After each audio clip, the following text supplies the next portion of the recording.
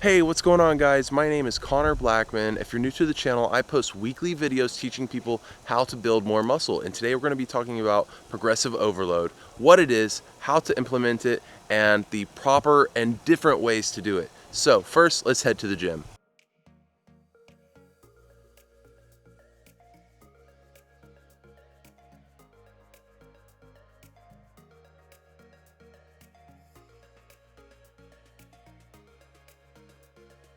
We all pretty much know about progressive overload, but the problem is that we don't really implement it properly. For a long time, I would just go to the gym, lift the heaviest weight I could, and then move on. And hey, I did get stronger from that, but I didn't really have a concrete plan. I wasn't tracking my progress. I would be progressively overloading based on my memory.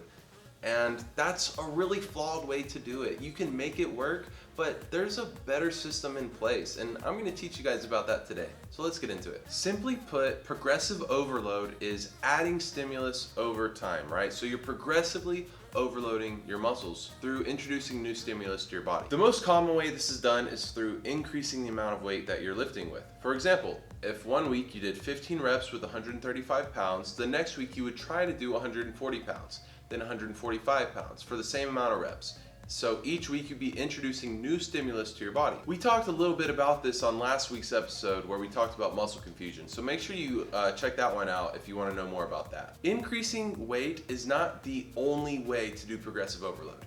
It is a really good way, it's really effective, but it is not the only way. For example, you may do 135 pounds for 15 reps on one week, then the next week do 16 reps, and the next week do 17. After 5 weeks, instead of doing only 15 reps, you're doing 20.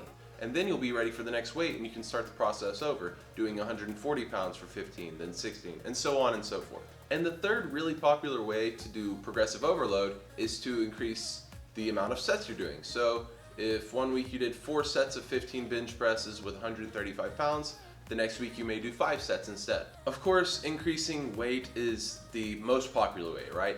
But most people really kind of screw this up. See, if I am told that the only way for me to get stronger is to increase the amount of weight I'm working out with every single week, I'm eventually going to peak, and one of two things are going to happen. I'm either going to get hurt or my form is just going to be shit. I do want to mention real quick, because I felt like I was a little vague, but improving your quality basically means improving your control over the lift. For example, on a front raise is a really good example because people will do like a lot of swinging with their back when they do this. So improving your control means if you did 10 reps with 25 pounds and there was a lot of swinging, the next time you try to do less. And you try to do less until you have it perfectly under control, and then add up to 26.25 or 27.5 and do the same thing. I hope that makes sense. So now that we've talked about the different ways to do progressive overload, let's talk about the ways people mess this up. Two of the ways that I mentioned on introducing progressive overload is one, of course, to add weight, and another one is to improve the quality of your reps or have better form. Let's take an exercise like dumbbell front raises as our example. With this type of exercise, going from 10 to 15, 15 to 20, 20 to 25 is a big jump. That's a lot of weight to do in a short period of time. So typically, people are so wrapped up in the idea of increasing weight as fast as possible to get progressive overload that they will jump too fast. On paper, it deceives you. So if you're recording your sets and your reps, you'll say, okay, on week 1 I did 10 pounds for front raises 15 times, and I upped that to 15 pounds in only a week, and now I'm at 25. So what happens on paper is that we have the illusion of progress. But when we look at a video, you may see that the form decreased. So they got so caught up in the idea of progressively overloading their muscles that they jump the weight too fast. For isolated exercises like front raises, side raises, skull crushers, I would not try to increase weight every week. I would try to improve quality every week and slowly try to increase the amount of weight I'm using, maybe every 4 weeks or something like that. But just as a side note, I would like to show you guys this 1.25 pound dumbbell add-ons I got specifically for exercises like front raises, side raises, and bicep curls. So let's say instead of going from 10 to 15 pounds for front raises, you can go from 10 to 11.25 to 12.5 and then progressively work your way to 15 pounds. I ordered these specifically for my progressive overload programs. The point I'm trying to get at is that to measure progress, your form has to be consistent. So if you did 15 bench presses on week 1, where you went all the way down, and then on week 2, you only went halfway down, on week 2, you could have done more weight because you didn't do the same thing that you did on week 1. On paper, this tricks you into thinking you made progress, but in reality, you didn't. Or maybe you did, but you can't measure it because you're not doing the same thing.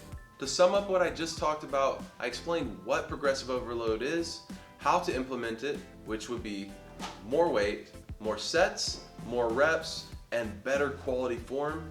And now you understand the importance of the quality of form, because you want the measurement to be the same every single time. Now let's talk about how to develop your program.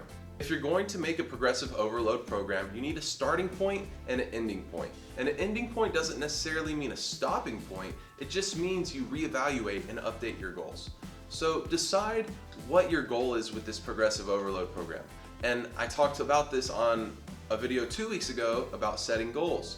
You don't want to be vague with your goals. You need to decide what exactly you want. Don't just say you want to get stronger. What areas do you want to get stronger in?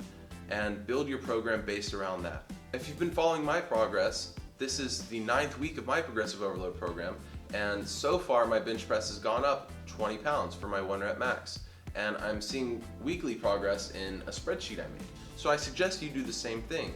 Build your program based on your goals and make a 4-week spreadsheet, write down all your exercises on it, all the sets and reps that you're supposed to do, and each week try to improve.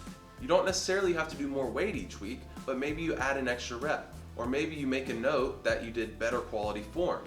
And after 4 weeks, you will have improved, you will have gotten stronger. And then after 4 weeks, you completely change the routine, like we talked about last week in the video about muscle confusion. So I wanted to quickly give you a visible example of what my spreadsheets look like. This is just an example I made. You know, none of these numbers are real or anything, but this is essentially how I would set it up. So this person is on a 6-week program, and we're using the exercise of bench press as an example. Each column represents 1 week. We have 4 sets of bench press in each week, 1 set of 15, 1 set of 12, 1 set of 10, 1 set of 8. The numbers 185, 190, and so on and so forth represent the amount of weight he's doing, okay? So on the first week, let's look at the first set of 15 reps. He did 185 pounds.